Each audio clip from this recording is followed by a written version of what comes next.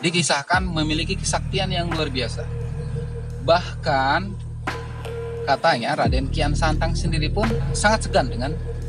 Nah, ternyata dalam pertempuran ini dirasakan juga oleh Prabu Siliwangi. Hingga akhirnya Prabu Siliwangi dan Raden Kian Santang melakukan semedi dan membantu meredam serangan-serangan pada Syarif Hidayatullah.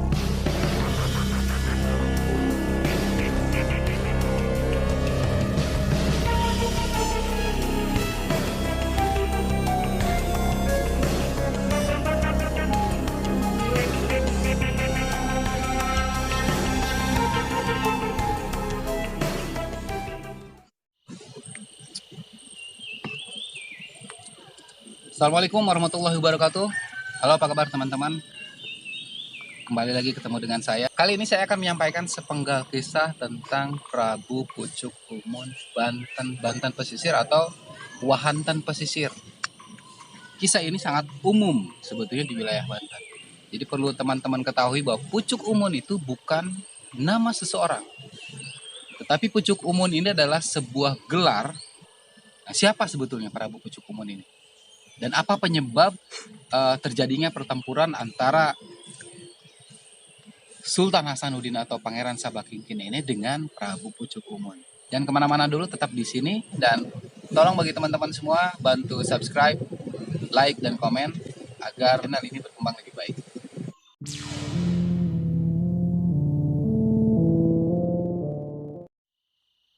Ditunjuklah dua orang adipati dari kerajaan Pajajaran untuk memimpin di wilayah Banten, Banten Pesisir dan Banten Kira.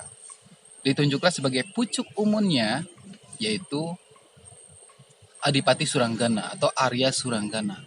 Dan yang kedua adalah Adipati Arya Surosowan. Tapi perlu diketahui dulu bahwa pucuk umun itu sekali lagi bukan nama, tetapi itu adalah gelar. Dalam bahasa Sunda, pucuk itu adalah puncak. Dan umun itu adalah pimpinan. Jadi pucuk umun itu adalah pimpinan tertinggi di sebuah wilayah. Prabu Siliwangi itu kita kenal memiliki banyak istri, tapi kita akan fokus kepada keturunan Prabu Siliwangi dari 3 istrinya. Yang pertama dari Permaisuri Subang Larang, yang kedua dari Nyai Kentring Manik atau Mayang Sunda, dan yang ketiga adalah Nyai Palagan. Prabu Siliwangi memiliki putra bernama Arya Suranggana dari istri Nyai Palagan. Ada putra lainnya dari Nyai Kentring Manik. Seperti yang kita ketahui bahwa Permaisuri Nyai Kentring Manik memiliki 2 orang putra. Yang pertama adalah Surawisesa yang kelak menjadi putra mahkota yang menggantikan Sri Baduga Maharaja Prabu Siliwangi untuk memimpin Pajajaran. Dan yang kedua adalah Arya Surosowan. Arya Surosowan ini adalah adik kandung dari Surawisesa melalui Nyai Kentring Manik. Dan ada satu lagi istri yang dimiliki oleh Prabu Siliwangi itu yang cukup terkenal adalah Subang Larang. Dari Subang Larang, Prabu Siliwangi kita kenal memiliki putra pertama Walak Sungsang atau Pangeran Cakrabuana, yang kedua Nyai Rara Santang, yang ketiga Kian Santang, Raden Kian Santang. Yang ditunjuk menjadi pucuk umun di wilayah Banten pada saat itu adalah Adipati Suranggana. Dia memimpin Banten Kira. Dan untuk Banten Pesisir ditunjuklah Adipati Arya Surosowan, yaitu pucuk umun Surosowan. Nah, dikisahkan Syarif Hidayatullah atau Sunan Gunung Jati melakukan perjalanan dakwah ke wilayah Banten. Dan pada saat itu Syarif Hidayatullah atau Sunan Gunung Jati ini sudah berhasil mengislamkan beberapa penduduk di wilayah Banten. Dan konon di kisah yang lain, saya pernah membaca bahwa Prabu Pucuk Umun Banten Girang, yaitu Sang Suranggana sendiri, itu sudah memeluk Islam sebelum Syarif Hidayatullah masuk di wilayah Banten. Arya Suranggana ini merupakan murid dari Sunan Ampel. Sepak terjang Sunan Gunung Jati ini atau Sari Hidayatullah ini terdengarlah oleh Arya Surajaya. Arya Surajaya adalah putra atau anak pertama dari Surosoan. Jadi Surosoan memiliki yang pertama itu Arya Surajaya, yang kedua adalah Nyai Kaung Anten. Pada saat itu Surajaya mendengar Sari Hidayatullah ini melakukan dakwah dengan menyebarkan Islam di wilayah Banten. Pangeran Surajaya ini merasa terusik. Lalu ia mendatangi Sari Hidayatullah ketika mendengar sepupunya sudah memeluk Islam dan melupakan kepercayaan yang dianut selama ini, yaitu Sunda Wiwitan. Bertemulah Surajaya dengan kedua pangeran tersebut yang sudah memeluk Islam. Ada yang menarik bahwa Surajaya ini dikisahkan memiliki kesaktian yang luar biasa. Bahkan katanya Raden Kian Santang sendiri pun sangat segan dengan Surajaya ini atau dengan keponakannya sendiri, karena Surosoan adalah ayah dari Surajaya, yang berarti adalah Surajaya ini merupakan keponakan juga dari Raden Kian Santang. Nah, terjadilah pertempuran antara Pangeran Pulosari dengan Pangeran Hasepan melawan Pangeran Surajaya. Dua orang pangeran ini merasa terdesak dan sepertinya akan kalah. Maka mereka berusaha menghindar, lalu mendatangi Sari Hidayatullah. Surajaya terus mengejar dan akhirnya keempat orang ini yang kesemuanya adalah cucu dari Prabu Siliwangi ini bertemu. Pada saat itu Surajaya berkata kepada Sari Hidayatullah, ya kurang lebih seperti ini. Wahai kau cucu dari Prabu Siliwangi, jangan mempermalukan nenek moyangmu dan berhentilah untuk berdakwah atau mensiarkan Islam di Banten. Terjadilah pertempuran, dan di antara pertempuran itu memang tidak ada yang kalah dan tidak ada yang menang. Hanya saja Sari Hidayatullah dibantu oleh Pangeran Pulosari dan Pangeran Hasepan melakukan perlawanan, dan Sari Hidayatullah 3 orang ini melawan 1 orang Surajaya. Surajaya ini memiliki kesaktian yang luar biasa. Nah, ternyata dalam pertempuran ini dirasakan juga oleh Prabu Siliwangi,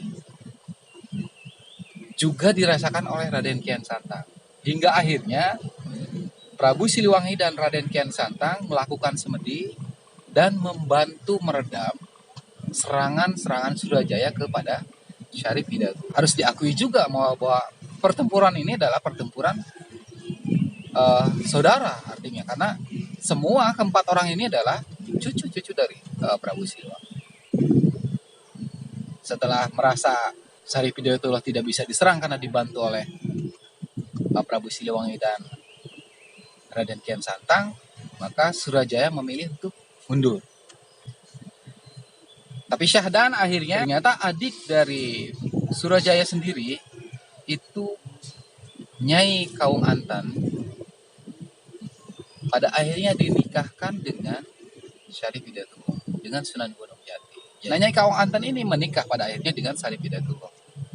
Dari pernikahan ini lahirlah seorang putra yang bernama, yang kita kenal saat ini adalah Sultan Hasanuddin. Dari hasil pernikahan antara Nyai Kaung Anten dengan Sari Hidayatullah pun ini jelas bahwa Nyai Kaung Anten lebih memilih Islam dan meninggalkan Sunda Wiwitan. Nah, dalam kisah ini dijelaskan bahwa Surosoan dan Surawijaya atau Surajaya ini masih kekeh dalam pendiriannya, dalam keyakinannya memeluk Sunda Wiwitan. Tetapi dalam hal ini juga nampak bijaksana sekali bahwa Sang Surosoan ini masih menerima perbedaan keyakinan tersebut. Bahkan Sultan Hasanuddin atau yang nama lain Pangeran Sabakingkin, nama Sabakingkin sendiri adalah nama yang diberikan oleh Surosoan kepada Sultan Hasanuddin.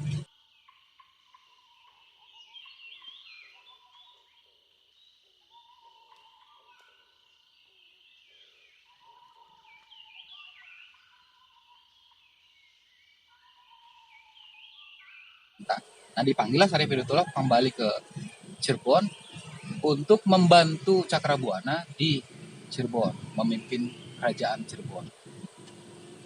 Jadi selang berapa waktu, Surosowan pun sebelum beliau meninggal, Prabu Pucuk Umun Surosowan ini menyampaikan sebuah amanat kepada Arya Surajaya bahwa Surosowan meminta Arya Surajaya untuk tidak meninggalkan keyakinan leluhurnya, yaitu Sunda Wiwitan. Dan pada saat itu pun Surajaya disaksikan langsung oleh ibundanya bersumpah setia untuk memegang teguh janji tersebut. Pas sepeninggalnya dari Prabu Surosowan, maka pimpinan itu diserahkan ke Surajaya. Nah, inilah yang cukup terkenal, Pucuk Umun Surajaya. Nah, kedua orang ini, baik Sultan Hasanuddin dan Surajaya, mendapatkan kasih sayang yang sama dari Prabu Surosowan. Sultan Hasanuddin atau Pangeran Sabakingkin ini dibesarkan oleh Surosowan dan merupakan cucu kesayangan dari Prabu Surosowan. Kita pernah mendengar kisah-kisah tentang pertarungan Sultan Hasanuddin dengan Prabu Pucuk Umun. Jadi perlu teman-teman ketahui bahwa Prabu Pucuk Umun yang bertarung dengan Pangeran Sabakingkin atau Sultan Hasanuddin ini adalah Prabu Pucuk Umun Arya Surajaya yang merupakan uaknya, karena beliau ini adalah kakak dari ibu Sultan Hasanuddin. Prabu Pucuk Umun yang bertarung dengan Sultan Hasanuddin adalah Arya Surajaya yang memiliki kesaktian yang luar biasa. Semakin lama sepak terjang Sultan Hasanuddin di Banten, setelah beliau bertemu dengan Sarip Hidayatullah, menemui Sarip Hidayatullah di Cirebon, lalu kembali dari Cirebon, Sultan Hasanuddin semakin gencar melakukan dakwah, dan beliau pun berpikir bahwa mau tidak mau beliau akan berhadapan dengan sang uak sendiri, yaitu Prabu Pucuk Umun. Dan beliau juga mengetahui bahwa Prabu Pucuk Umun tidak akan bisa dipengaruhi untuk masuk ke Islam. Nah, Prabu Pucuk Umun sendiri pun, yang sang Surajaya ini, dia mengetahui yang dihadapinya adalah Sultan Hasanuddin yang merupakan keponakannya sendiri, anak dari adiknya. Terjadilah perdebatan antara Sultan Hasanuddin dengan sang Pucuk Umun. Sultan Hasanuddin tetap mengajak uaknya untuk memeluk Islam, tetapi Surajaya sendiri atau sang Pucuk Umun sendiri menolak.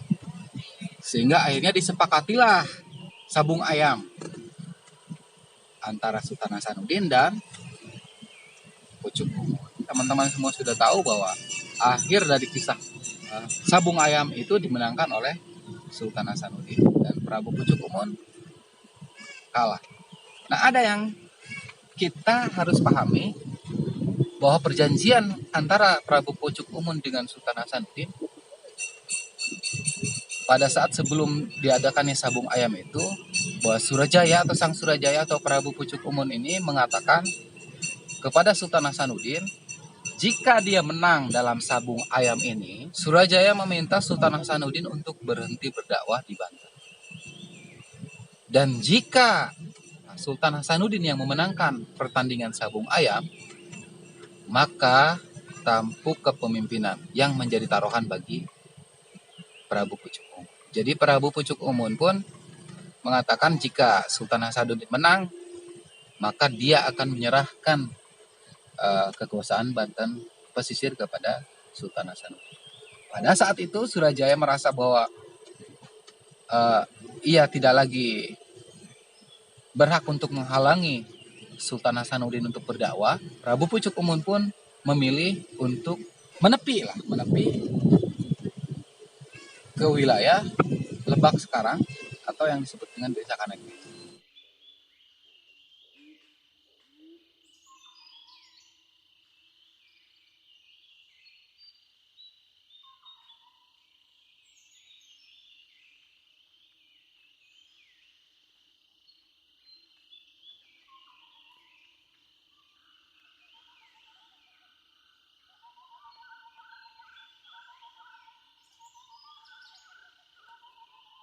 menetaplah Sang Surajaya di Baduy.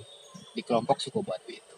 Dikisahkan juga bahwa sebetulnya Prabu Pucuk Umun Surajaya ini sudah mengetahui dan sudah menyadari gitu bahwa keponakannya lah yang akan memimpin Banten, dan dia mau tidak mau menyerahkan tahta itu kepada Sabakingkin atau Sedakingkin atau Sultan Hasanuddin. Itulah sepenggal kisah tentang Prabu Pucuk Umun. Jadi ini yang perlu teman-teman ketahui, bahwa Prabu Siliwangi merupakan kakek dari Sarip Hidayatullah. Sarip Hidayatullah memiliki anak Sultan Hasanuddin. Surasawan putra dari Prabu Siliwangi memiliki putra bernama Surajaya. Nah, Surajaya dengan Sarip Hidayatullah adalah sepupuan. Surajaya sendiri dengan Sultan Hasanuddin itu tentu bukan orang lain. Sama-sama ponakan dan uak. Itu dia teman-teman. Semoga apa yang saya sampaikan ini bermanfaat untuk teman-teman. Nah, episode selanjutnya saya akan berbicara tentang Sunda Wiwitan. Lalu apa hubungannya Sunda Wiwitan dengan Pucuk Umun Surajaya, hubungannya dengan Pucuk Umun Surya Kencana, nanti akan coba saya bahas nanti di episode yang akan datang. Terima kasih sudah menonton. Assalamualaikum warahmatullahi wabarakatuh.